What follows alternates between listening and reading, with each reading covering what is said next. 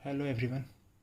आज हम फार्माकोलॉजी का डायरेटिक्स चैप्टर करने जा रहे हैं। डायरेटिक्स का सीधा सीधा मतलब होता है कोई भी ऐसा चीज़ जो कि यूरिन वॉल्यूम को इंक्रीज कर दे। अब बहुत सारे डायरेटिक्स आते हैं। अगर कोई भी चीज़ ऐसा चीज़ अपन दे रहे हैं, कोई भी ड्रग्स या कुछ भी जो कि सोडियम के इंक्रीज को बढ़ा देता है, देन उसको नाइट्री यूरेटिक्स बोलते हैं। एंड वैसे ही अगर कोई पोटेशियम के एक्सक्रीशन को बढ़ा देता है तो उसको कैली यूरेटिक्स बोल देते हैं। अलग अलग नाम अपने एलिमेंट्स के बेसिस पे दे दिए। तो जैसे कि नाम से ही पता चलता है, डायरेटिक्स का मतलब कि यूरिन का वॉल्यूम इंक्रीज हो जाना। मतलब कि इसमें जितने भी जो भी ड्रग्स आएंगे वो सारे के सारे आपके किडनी पे काम करेंगे। किडनी का अपना स्ट्रक्चर एंड फंक्शनल यूनिट आप सभी लोग जानते होंगे कि नेफ्रॉन होता है। नेफ्रॉन के अगर हम पार्ट्स की बात करें तो 4 पार्ट होते हैं: पीसीटी, डीसीटी, आपका loop of Henle and collecting duct. मतलब कि जो भी ड्रग्स आप हमें यहाँ पे भी देखने जा रहे हैं वो सभी ड्रग्स इन्हीं 4 पार्ट्स पे काम करेंगे। सबसे पहले हमें नॉर्मल यूरिन का लेवल देखना चाहिए कि नॉर्मल यूरिन का आउटपुट हमारा पर डे कितना होता है।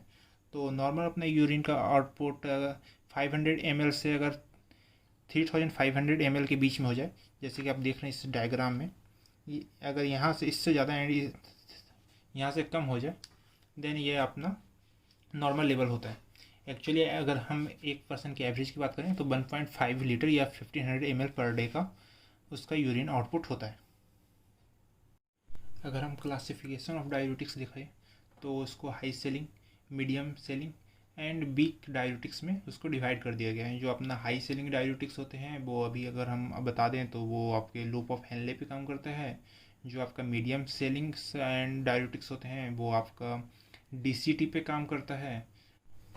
जो आपके वीक डायरेटिक्स होते हैं वो आपके पीसीटी पे काम करता है, साथ ही साथ आपके कलेक्टिंग डक्ट पे काम करता है, और इसी में अपने ऑस्मोटिक डायरेटिक्स भी आ जाते हैं। ठीक है, तो चलिए अब अपन स्टार्ट करते हैं। पीसीटी पे कौन कौन से ड्रग काम करते हैं। सबसे पहले अपन देखते हैं कि पीसीटी का नॉर्मल फिजियोलॉजी क्या है। नॉर्मली पीसीटी पे क्या कौन कौन से एलिमेंट्स का अपना रीअब्जॉर्प्शन होता है, कौन कौन से आयंस को जो है अपने वो रीअब्जॉर्ब होते हैं, कैसे होता है, कौन कौन से चैनल्स काम करते हैं, वो सब देखते हैं। सबसे पहले अपना ब्लड फ्लो जो होता है ग्लोमेरुलस के पास, जहाँ से फिल्ट्रेट ल्यूमेन में आता है पीसीटी के। ठीक है, तो ड्रेनर ब्लड थ्रू के जो अपना ब्लड फिल्ट्रेट जो फॉर्म होता है, तो फिल्ट्रेट में अपन देख लेते हैं कि sodium ion and bicarbonate ion आ चुके हैं। तो जो सोडियम आयन है, बाइकार्बोनेट आयन, अभी यहाँ पे देखते हैं कि इसका नॉर्मल फिजियोलॉजी क्या है, ये कैसे रीअब्जॉर्ब होता है नॉर्मली। तो जो सोडियम होता है वो आपका देखते हैं, ये मैंने एक पीसीटी का एक सिंगल सेल बनाया हूँ, इतना बड़ा पीसीटी का ये सिंगल सेल है। इस सेल का अपन फिजियोलॉजी देखते हैं। तो इसका ये साइड जो होता है, जो पीसीटी के साइड में, ल्यूमेन के साइड में जो होता है, इसको बोलते हैं ल्यूमिनर साइड। और जो आपके इधर होता है, जो कि आपका बॉडी फ्लूइड को जो फेस कर रहा होता है, इसको बोलते हैं बेसोलेटरल साइड।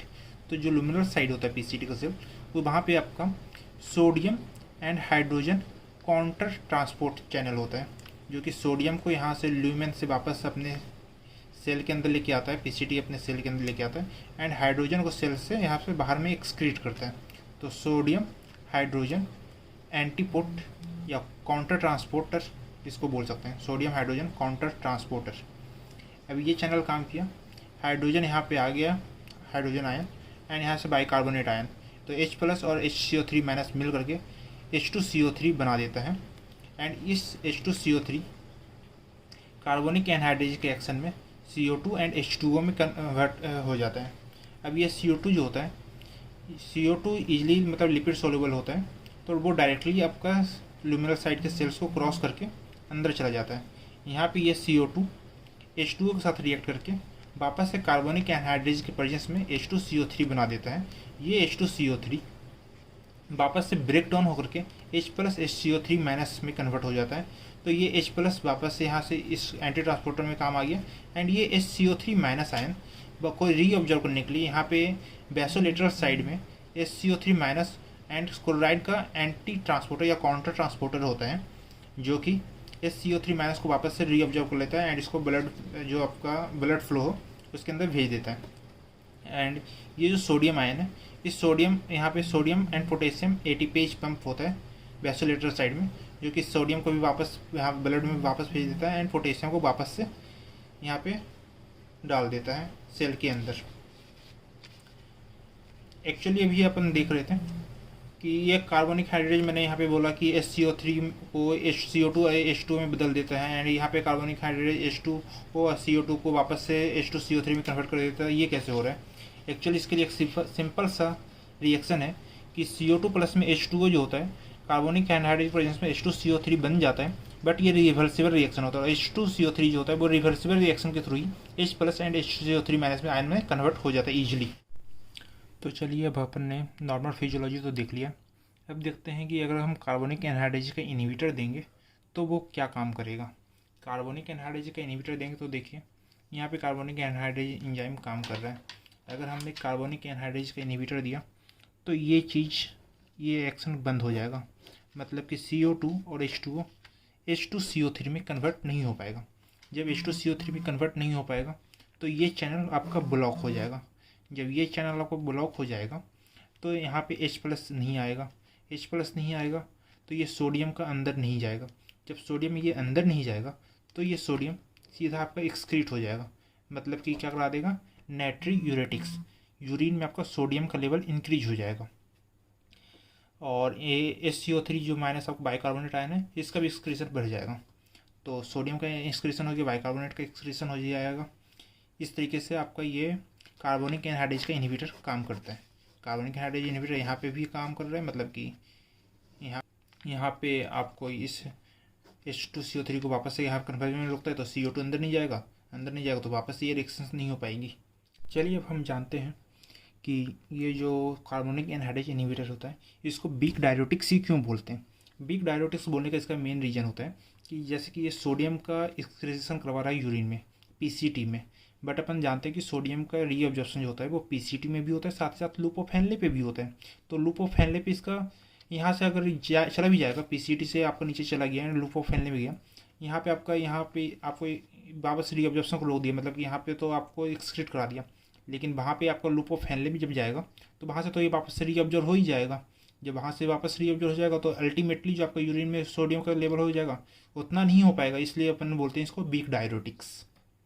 तो जैसे कि ये वीक डायरेटिक्स है तो ये minimal loss of the sodium and H2O करवाता है, क्योंकि यहाँ पे सोडियम का ये तो रीअब्जॉर्प्शन को रोका है, लेकिन ये सोडियम जो होता है वो आपका लूप ऑफ हेनले पे जाकर वापस से रीअब्जॉर्ब हो जाता है। तो इसके लिए बोलते हैं मिनिमल लॉस ऑफ सोडियम ये करवाता है कार्बनिक एनहाइड्रेज इनहिबिटर। दूसरा इसका इफेक्ट होता है बॉडी में, कि ये बॉडी के अंदर H2CO3 का लेवल को कम कर देता है। जो H2CO3 है, जब यहाँ पे HCO3 माइनस वापस से रीअब्जॉर्ब नहीं हो पाएगा, ये यहाँ पे आपका रीअब्जॉर्ब नहीं हो पाएगा HCO3, ये साइकिल पूरा चलेगा ही नहीं, तो बॉडी के अंदर आपका H2CO3 का लेवल को कम हो जाएगा। जब H2CO3 का लेवल कम हो जाएगा तो इसका साइड इफेक्ट क्या होगा बॉडी के अंदर, कि मेटाबॉलिक एसिडोसिस करवा देगा बॉडी में। लेकिन इसका यूज भी कर सकते हैं अगर बॉडी के अंदर ऑलरेडी एल्कोलोसिस है, मेटाबॉलिक एल्कोलोसिस हो गया या फिर आपका रेस्पिरेटरी एल्कोलोसिस है, तो उस कंडीशन में क्या करेंगे, अगर अपन एसिटाजोलामाइड जो इसका मेन ड्रग है कार्बनिक एनहाइड्रेज इनहिबिटर का, वो दे देंगे, तो इससे क्या हो जाएगा कि ये बाइकार्बोनेट आयन को एक्सक्रीट करा देगा, तो एल्कोलोसिस से ओवरकम कर लेगा। तो एल्कोलोसिस की कंडीशन में इसका अपन यूज कर सकते हैं, बट इसका साइड इफेक्ट क्या है, अगर एक्सेस में अपन दे दिए एक्सेस अमाउंट में, तो ये एसिडोसिस करवा देगा बॉडी के अंदर, मेटाबॉलिक एसिडोसिस।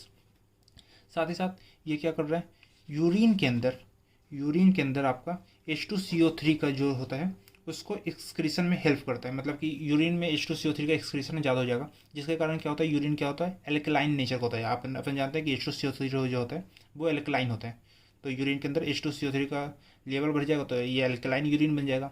इससे क्या होता है, कैल्शियम जो होता है वो प्रेसिपिटेट होने लगता है। तो इसका साइड इफेक्ट क्या होता है, साइड इफेक्ट इसका ये हो जाता है, नेफ्रोलिथियसिस हो जाता है।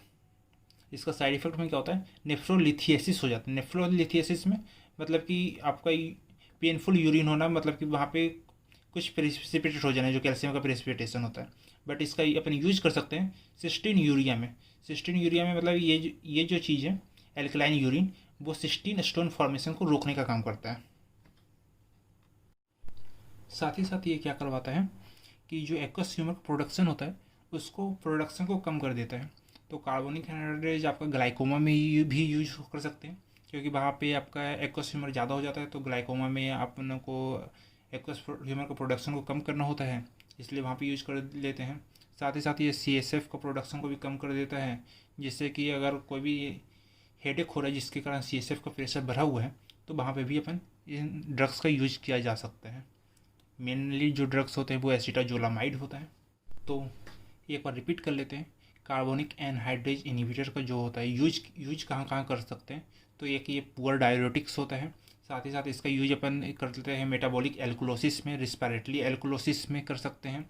उसके बाद में फिर prevent the cysteine stone formation, मतलब कि अगर सिस्टीन का स्टोन फॉर्मेशन को रोकने के लिए अपन इन ड्रग्स का यूज कर सकते हैं। साथ ही साथ इसका ग्लाइकोमा में यूज कर सकते हैं, एंड साथ ही साथ CSF का प्रोडक्शन को कम करने में, जब कोई भी हेडेक हो रहा है जिसके कारण CSF का प्रोडक्शन बढ़ रहा हुआ है, उस कंडीशन में कर सकते हैं। इसका साइड इफ़ेक्ट क्या होता है कि ये मेटाबॉलिक एसिडोसिस करवा देता है। साथ ही साथ में इसका साइड इफ़ेक्ट है नेफ्रोलिथियासिस। नेफ्रोलिथियासिस किसके कारण? कैल्शियम का प्रेसिपिटेट होने के कारण, एल्कलाइन यूरिन होने के कारण होता है। चलिए आज का टॉपिक यहीं ख़त्म करते हैं। नेक्स्ट टॉपिक में अपन लूप ऑफ हेनले का फिजियोलॉजी और वहाँ पे जो लूप डायरेटिक्स होता है जो कि हाई सेलिंग डायरेटिक्स है, उसके बारे में डिस्कस करेंगे। Thank you.